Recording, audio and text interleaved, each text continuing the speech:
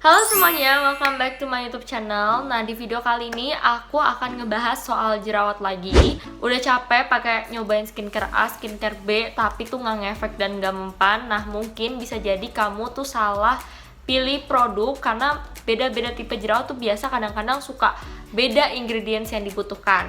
Nah, jadi langsung aja aku akan mulai membahas soal tipe-tipe jerawatnya.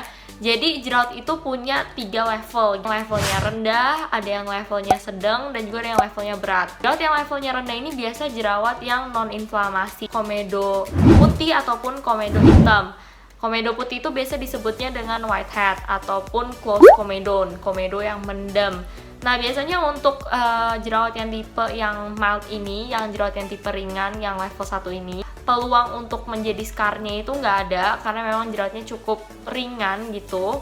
Dan biasanya kalau jerawat-jerawat kamu yang tipenya itu komedo mendem atau blackhead, bisa pakai skincare yang over the counter yang memang mengandung AHA, BHA, terus juga sulfur, seperti itu. Sulfur itu memang terkadang di beberapa produk ngeringin, jadi kamu harus coba cari-cari produk yang memang formulasinya kira-kira pas nih dan nggak terlalu kering. Biasa tuh sulfur akan membantu sih untuk jerawat juga karena dia sifat anti-inflamasinya juga, jadi bisa membantu untuk jerawat dan dia juga ada antibakterial propertiesnya juga. Masuk ke level yang kedua. Level kedua itu sampai level ketiga. Jadi untuk jerawat yang tipenya sedang dan juga jerawat yang golongan berat ini biasanya tuh jerawat yang udah terinflamasi. Untuk yang level 2 yang jerawat dengan level yang sedang itu ada papul sama pustul.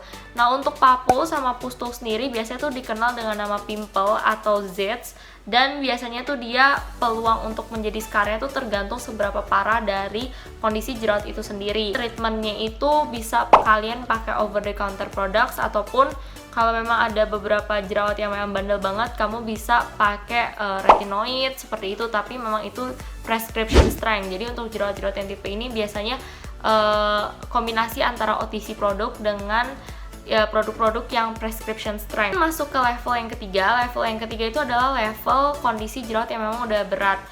Nah, kondisi jerawat yang udah berat itu seperti nodulocystic. Nodulocystic ini biasanya tuh dikenal dengan cystic acne atau jerawat yang peluang untuk menjadi scarnya itu cukup tinggi dan cukup beresiko. Jerawat batu dan jerawat-jerawat yang besar seperti ini biasanya dibutuhkan prescription strength yang memang diberikan sama dokter SPKK. Jadi kalau kamu jerawatnya memang udah berat seperti ini, aku saranin mendingan kamu konsultasi ke dokter SPKK aja supaya dapat aktif dan obat yang potent. Jangan coba-coba lagi karena jerawat yang tipe kayak gini tuh makin didiemin tuh peluang untuk menjadi scar dan bopengnya tuh semakin besar. Kalau misalnya jerawat kamu nih yang tipenya itu level 1 sampai level 2, kamu bisa pakai produk-produk yang over the counter seperti yang tadi aku bilang yang mengandung AHA, BHA, retinoid, sulfur, terus niacinamide, azelaic acid, benzoyl peroxide.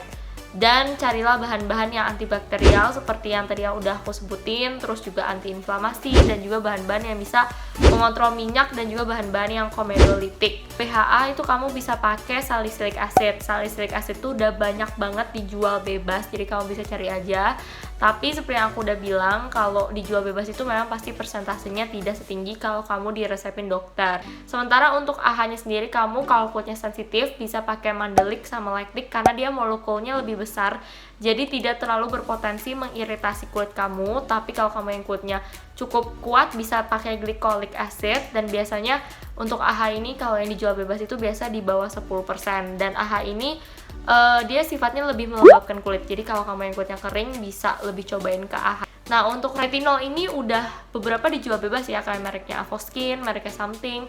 Tapi kalau retinoid sendiri karena dia memang lebih lebih kencang gitu daripada retinol, jadi memang harus diresepin sama dokter. Untuk niacinamide sendiri buat kamu yang memang jerawatnya punya bekas hitam atau kamu yang kulitnya berminyak, niacinamide itu sangat bagus buat dipakai. Dan niacinamide ini adalah ingredients yang kamu nggak usah takut pakainya karena dia bisa di layer dengan ingredients apapun, jadi dia nggak akan bentrok sama ingredients apapun. Kamu bisa pakai azelaic acid juga untuk bantu bekas-bekas jerawat. Kalau kamu yang tadi udah jerawatnya itu di golongan ketiga yang udah levelnya berat dan jerawatnya itu biasa nodulocystic yang bener-bener jerawat batu, biasanya dibutuhin chemical peeling, terus juga dibutuhin laser, terus dibutuhin juga apa sih namanya tuh, aku lupa deh, pokoknya kalian nanti coba aja konsultasi ke dokter. Kalau kamu habis kontrol atau kamu habis konsultasi ke dokter SPKK, itu jangan cuma lihat hasilnya 2 minggu doang terus abis itu kamu kabur nggak mau konsultasi lagi karena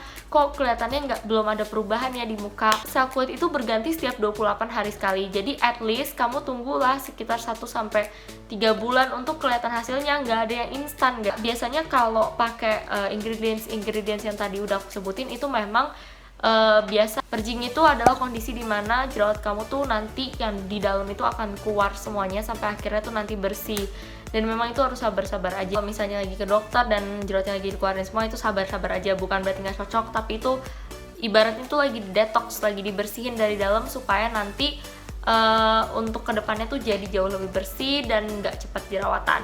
Oke deh guys, segitu aja video aku untuk kali ini. Semoga bermanfaat buat kamu yang lagi menghadapi jerawat di pandemi ini dan mungkin nggak bisa ke klinik dulu. Sabar aja. Dan ya guys, seperti biasa, kalau kamu suka videonya jangan lupa untuk like video ini, subscribe ke YouTube channel aku, dan jangan lupa untuk nyalain tombol loncengnya supaya kalian tahu setiap kali aku upload video. And ya guys, I'll see you guys on my next video. Bye bye.